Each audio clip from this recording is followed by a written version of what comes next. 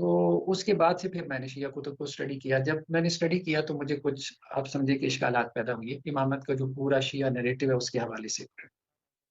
سب سے بڑا اشکال جس کو آپ یوں سمجھ لیں کہ بطور سوال میں علامہ صاحب کے سامنے رکھ رہا ہوں، وہ یہ ہے کہ شیعہ نیریٹو سے محسوس یہ ہوتا ہے کہ امامت کا عقیدہ جو ہے وہ اصول دین میں سے ہے، بنیادی عقائد میں سے ہے.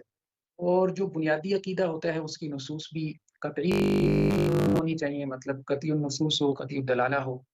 لیکن جب ہم یہ دیکھتے ہیں کہ مطلب خود جو پہلی ڈیبیٹ تو یہ پیدا ہوئی کہ شیعہ جو ہے وہ امام وہ قریشی ہونے چاہیے.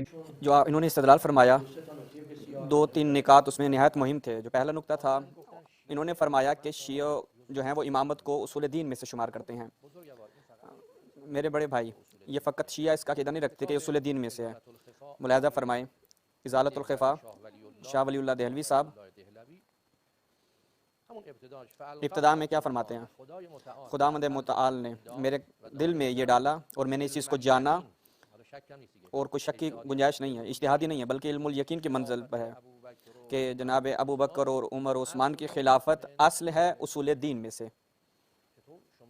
تو آپ کیسے کہتے ہیں کہ حضرت ابو بکر کی مخالفت کی کسی ایک صحابی نے آ کے، سعد ابن ابی عبادہ نے، جنہوں نے آخر تک المتخلف عن بیعت اولا و آخرا، جب تک اس دنیا سے چلی نہیں گئی جناب ابو بکر کی انہوں نے مخالفت کی، بیعت نہیں کی، اور آخر میں کیا ہوا؟ ان کو قتل کر دیا گیا اور کہا گیا کہ جنہوں نے انہیں مارا تھا. اس کو آپ کیوں بیان نہیں کرتے؟ اگر یہی اعتراض ہو کہ اصول دین میں سے، تو وہاں پہ بھی اعتراض کیا جائے. تو پہلا نقطہ یہ ہے کہ امامت اور خلافت بہت سے اہل سنت جو ہیں اصول دین میں سے شمار کرتے ہیں. اگر آپ حنفی ہیں واقعی، تو جناب ابو حنیفہ امامت کو اصول دین میں سے شمار کرتے ہیں. الورع احمد بن حنبل مقدمے میں بیان کرتے ہیں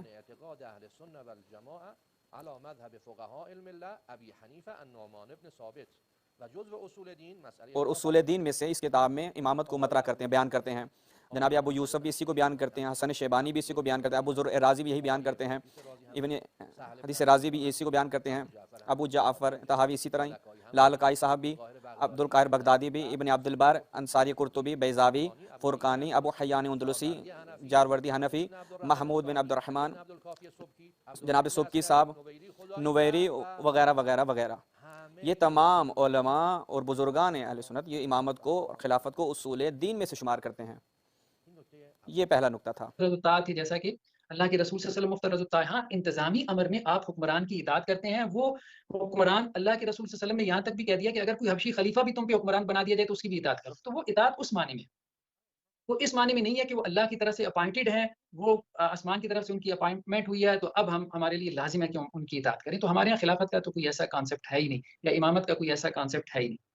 تو کہنے کا مقصد یہ ہے کہ یہ چیز ہم نے اس کو بطور آن نہیں پیش کیا تھا کہ ہمارے نزدیک جو ہے وہ آپ ہماری کتابوں کا حوالہ دے رہے ہیں اور آپ یہ کہہ رہے ہیں کہ آپ کے یہاں بھی امامت اصول دین میں ہے. ہمارے یہاں ٹھیک ہے امامت اصول دین میں ہے، لیکن ہمارے یہاں امامت کا جو کانسیپٹ اصول دین میں سے ہے وہ خلافت کا کانسیپٹ ہے. اور اگر آپ کے یہاں بھی امامت کا یہی کانسیپٹ اصول دین میں سے ہے تو یہ مجھے سمجھ میں آتا ہے.